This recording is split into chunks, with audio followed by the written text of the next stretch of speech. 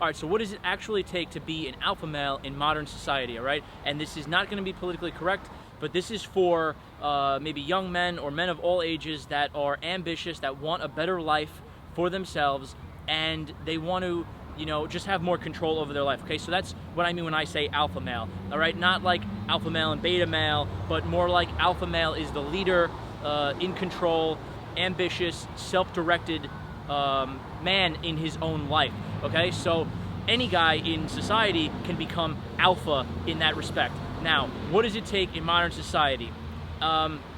It's like an interesting topic, that's why I want to do this video. I truly think, all things considered, in general, the easiest way that helps me, that I think about this, is in alpha male, the overarching theme is that he prioritizes himself over others, okay? So you want to prioritize yourself, your needs, your wishes, your things over others. And if you heard that and you felt some type of resistance, or it felt a little weird, or oh, like that's an asshole guy, or you know, that's a cocky, arrogant, you know, asshole. See, that's the whole issue with what society sort of programs men to believe today, okay? And I think that this is a new problem, a new social problem over the last decade or two, you know, or so. So, and I think it's rapidly getting worse. So it seems that men are sort of indirectly, subtly raised and taught their entire lives to prioritize others, to prioritize women, to prioritize not offending people, right? That's the big one today. Don't say anything that everybody else doesn't agree with or is not socially acceptable, all right? And, you know, I just find that very problematic to being an ambitious man with, you know, strong morals, strong values, living the life that you want to live, okay? So you prioritize yourself. Now, this doesn't mean you ignore others' needs or you go out of your way to fuck people over. That's not what it means, okay? And it's almost like that's what people hear it as when I say prioritize yourself. And that just goes to show how deep the actual social and cultural issue is, that's what it's most easily correlated to, okay? Prioritizing yourself, it simply means that out of 100%, you 51% or more take care of yourself, and then the other worry about others. But really, it's about prioritizing. It means first, okay? You come first. Your needs come first, okay? So you don't put others' needs before your own, okay? Now, this, it's not like the golden rule that you have to observe this 100% of the time. You know, of course, if you're in a situation where, you know, maybe you're married and you have children, you have to have some self-sacrifice. There is sacrifice in life and everything in life, in all areas of life in general, usually to achieve what you want. You know, that comes down to long-term goals versus short-term pleasure chasing.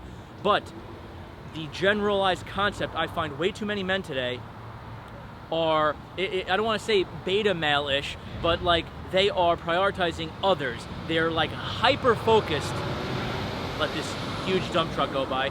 They're hyper-focused on pleasing everybody, being a people pleaser, not hurting anyone's feelings, and not doing anything to step out of line, to be offensive, or to take a social risk. They're worried to too much of a degree of what other people think, okay? I focus on what I think I should be doing. I state what I feel is, you know, the valid point of view or my point of view, and I will be aware of others' thoughts might be different, or you know, I'm not trying to like, let me just say something to offend someone. No, you know, if I know something is going to offend people, I try to, you know, soften it and or maybe move around the conversation and not have the conversation that will really offend them. You know, I'm not trying to go out of my way to be rude or mean, but if the topic comes up or if people pressure me on something, I say how I truly feel about it. You know, I will let them know. I'm not going to do what many people do and just agree, all right? That's how I think that we've gotten to this point of hyper-political correctness where you can't say fucking anything today. But, as I said, in general, I see way too many guys today just going with the flow like a weak-minded person with no backbone,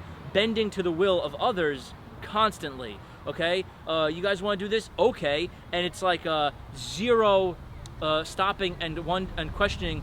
Do I even want to do this, or am I just doing it because everybody else wants to? You know, do I even want to see this movie, or am I just doing it because my girlfriend wants to do it? Now, my theory is, you should be seeing the movies you want to see most of the time, and once in a blue moon, you go see something with her. If she wants to go see all chick flicks, then she should have girlfriends to go do that with. All right, if you want to see all action movies that are, she's not interested in, you should be going to do that by yourself or with your guy friends. And there should be some movies, maybe comedies or whatever, I'm just generalizing here to make the point simple, that you both want to go and see together. Okay, that's how I really live my life. It's like I'm either 100% hell yeah, I want to fucking do this, and I go and do it, or if I'm like 50-50, I don't know, maybe I want to do it, maybe I don't, I just don't do it. I say, no, I'm sorry, I don't want to do that. I'm prioritizing, I'm like hyper prioritizing my time and the things that I want to do in my life, because I'm a busy person and I have so many interests and things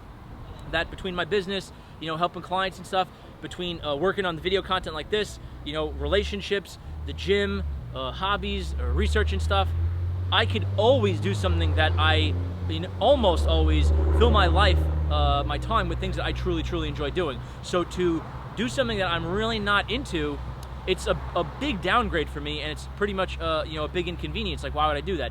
Now, like I said, this is just in general, not 100% of the time. There's always some situations, you have a family member that's sick or a friend that needs help, maybe your friend needs help moving or something. You could, pause your pursuit of hyper trying to create the ideal moments with your time. You could pause that and you could go and help others, and you could engage in some self-sacrifice. But the truth is if your life is handled and you're doing all this fun shit all the time and stuff that you truly enjoy, you actually feel good. I feel great to selflessly help others sometimes. That is great. So there is some balance. Now I'm just saying, most people I tend to notice have this balance way out of proportion, swung the other direction, where they're always people pleasing, they're always doing things to help others, they're always worried what others are going to think, and they're not, the core problem with that is you're not able to be a man who's living authentically to himself, okay? So prioritize yourself in life and in your situations. So now in theory, this sounds great, prioritize yourself. But in practice, if you start embracing this more, to a greater degree than you ever embraced it before, I probably started doing this maybe 5 or 6 years ago, and what you start noticing is most people in society will get uncomfortable with your behavior, with your way of thinking, with your way of speaking. They will get maybe offended. They'll get even maybe angry, okay? So I'm 35 now. I can't believe it. I'm 35 now. And when I started doing this, say I was 29 or 30, and I, at that point, was single, getting into the day game, going out, flirting with girls, improving my confidence and with my dating life. And I started to, at that point, at 29, I thought I couldn't date younger than 25 because it would be creepy and weird, and I just sort of picked that belief up from society without questioning it, all right? Like I say, I have some videos, you could look it up, wolves versus sheep. Most people in society are sheep. They just follow the shepherd's orders, that's society's programming, without ever questioning. The wolves are self-directed. They're more able to, do what they want and lead their own path, not worry so much about others, and they're able to step back and question the social programming, the social, cultural things that are the social norms, and they're able to question, does this make sense for me or does this not make sense for me? Why do I think like this? Why do I not? So this is exactly what was happening with dating younger girls. So I would see, 18-year-old, 19-year-old, 20-year-old college girls, and I would be physically super attracted to them, think they're gorgeous and hot, but I felt guilty or ashamed to admit to guys my own age or to my family that I wanted to pursue these girls. And then this is when I started to really question it, really started to think, and I realized, wait a minute, there's literally no reason, 18, 19, 20, they're adults. There's no reason why a man of any age, in his 30s, in his 40s, in his 50s, in his 60s, can't date them. If they are open to it, if they are interested in it, actually, the older a guy gets, the more mature he is, the more life experience he has, the more stable he probably is, and the more he probably has to offer a young girl like that. So if anything, it makes more logical sense for a young girl to be dating an older guy. Once I started to play around with this stuff in my head and I got out of, the socially programmed box of what's normal and what's creepy and what's acceptable, I started to realize, it actually makes a lot of sense. If I like them, if I'm attracted to them more, I find me personally, I'm attracted more to college-age girls than I am women, in their 30s, and older. So why wouldn't I pursue them? And then I started doing that, and surprise, surprise, my dating experience was like 10x'd. It was incredible how much more I enjoyed it. You know, to get a little bit personal, a little bit private, I found that my enjoyment of sex, you know, my arousal was much higher with the younger girls. You know, I feel they're more feminine, they're more fun, they're in this, you know, a fun stage of life. And so for me, it was just a huge, massive win. I did something the opposite of what society tells you to do, and it paid off tremendously for me, okay? So that's one area that men are told to, you know, not date younger chicks. Then I started doing the same thing with work, and I started wanting to do my own thing, wanted to do business, and everybody that is, you know, maybe close to you or in your family or friends, they'll question that because they're not comfortable with it, because they're employees, okay? So if everybody that you know is an employee and has a job, and you want to break out and be an entrepreneur and do your own thing, well, quite frankly, to be blunt about it, they have no fucking clue about anything about entrepreneurship, so they can't give you any advice. They have no right to be giving you advice. If you listen to entrepreneurial advice and starting a business advice from employees, lifelong employees, you know, you're stupid. You're stupid. You have to get around and talk to, rub elbows with entrepreneurs, people that started their own business, people that are doing the type of things that you want to do, and that will now, you know, give you a whole new perspective. And you'll see, you know, a lot of the stuff that I was believing as an employee. I worked in construction. I worked many jobs, you know, through all of my, you know, teen years and my early 20s.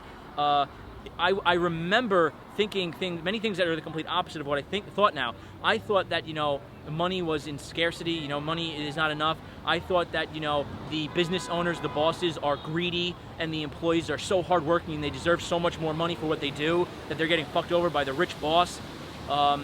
You know, and now that I'm in business, my perspective actually completely done a 360. I feel the business owners are almost like selfless. They work so hard to, you know, reach a better income, reach a better life for themselves and their families. And, you know, employees, they show up late, they complain, they do very little for the money, and they just, by default, always want more, always want overtime, always want benefits, but, you know, they're not really producing such high amount of value at the end of the day to the bottom line of the business. You know, in general, there are, of course, you know, plenty of employees that are super hardworking, super delivering value, but it's just funny how I started doing construction, like I said, and I got into, when Hurricane Sandy happened, I got into a management position where I had to hire people, fire people, and, you know, run crews of construction workers.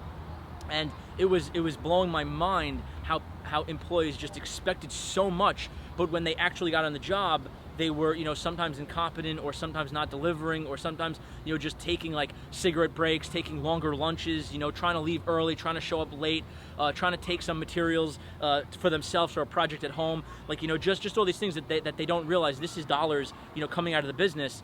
And it's making it less productive, and they just don't care, and yet they still want more money. So it was just, you know, simple example of something that blew my mind, and, you know, now my perspective is totally different. So anyway, I don't want to ramble on too long. The point is, if you start analyzing all the areas of life, and in general, also I didn't really talk about just now, health, fitness, you know, most people just tend to be lazy, sit down, watch TV. So if you're someone that goes to the gym all the time and prioritizes your fitness, people will say, oh, why are you so obsessed with health? You know, you're already in good shape. Like, what are you insecure about your body? Like, you know, why do you got to keep going to the gym?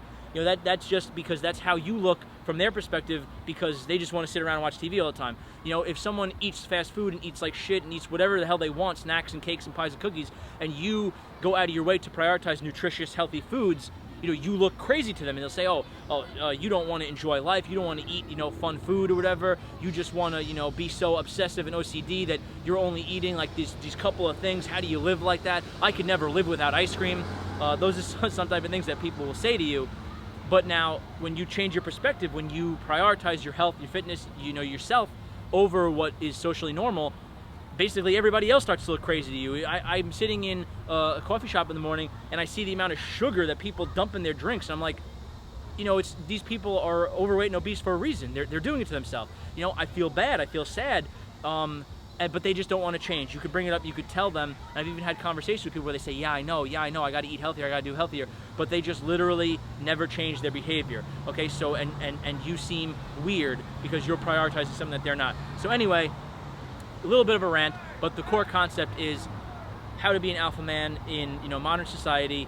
It's prioritizing yourself over others, and prioritizing your authentic beliefs and pursuits that you want to go for, and goals that you want to go for and achieve over what society tells a man that he should be doing. Okay, so this comes down to being authentic, and a tip I'll give you is you should spend time alone, away from everybody, and really question, you know, what do I want to do with my life? What are my goals in this area? Or say you find something that you're conflicted on. Should I be doing this? Should I not be doing this? Really question, you know, why do I feel that this is weird? Or why do I feel that this is not a good idea? And say, you know, is this something that I actually feel? Or is this something that I picked up because it's just the way it is in society without questioning it, all right? So I find that's a very common thing. And as I work with guys, you know, even with the dating, it comes down to identifying limiting beliefs, and then you got to question them, start building the case to prove the opposite, and shatter these limiting beliefs and start developing and building positive, empowering beliefs. Okay, so this is something I'm really passionate about. I guess it's we could say it's men's empowerment, and it really comes down to mindset, beliefs. Hey guys, so I wrapped up that video, and I actually had like a moment of inspiration of some questions that I think would help you out. If you are someone who wants to start prioritizing yourself over others, here's some mental questions that you could ask yourself in your decision-making process, okay? So the first one is, ask yourself, is this what I really want to do? Do I really want to do this? Or am I just doing it because I feel it's what I should be doing socially? Is it what other people want me to do? Or is this what I truly want to do deep down? Okay, that's a good question. The next question, let's call it should/because. You know, are you doing something because you know, are you saying to yourself, I should do this because of X, Y, and Z? You know, like you should do something because of some external reason or social reason or someone else. Question yourself, am I really doing this for me, or am I doing this because I think I should? And the last question I'm going to give you is really empowering. It's probably really controversial. It's totally selfish. Stop and ask yourself, before doing anything or committing to anything, ask yourself, how does this directly benefit me? Or indirectly? How does this directly or indirectly benefit me? How does this add value to my life? How does this bring me joy or fun? Is this something I find really fucking cool? And then you need to stop and ask yourself, if the answer to that is no or not really, you need to ask yourself, why the hell am I going to do this? Why would you knowingly do something that doesn't add value to your life, that doesn't, you know, it's not going to be a fun experience, it's not something that you actually want to do for yourself? You know, and as I said in the beginning, there's always situations where you want to help others in your life, you know, this and that, that's fine. But in general, I bet if you ask these questions, you get in the mental habit of thinking of things along these lines. This will save you a lot of stress, a lot of drama, and a lot of wasted time doing bullshit that you don't really want to do, okay? Because I bet most people are not stopping and thinking like this, and they just go with the flow, and then they end up doing something, they're like, man, this is a waste of my time. Man, this is boring. Oh, I didn't really enjoy that.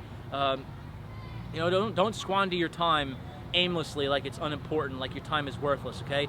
Value your time tremendously, and you will produce, you know, you'll be booking more things into your time that you truly enjoy. Okay, so I hope this motivated you, helps you out. Click subscribe if you are not subscribed already. Hit the notifications bell if you want to, you know, hear when I'm dropping new stuff.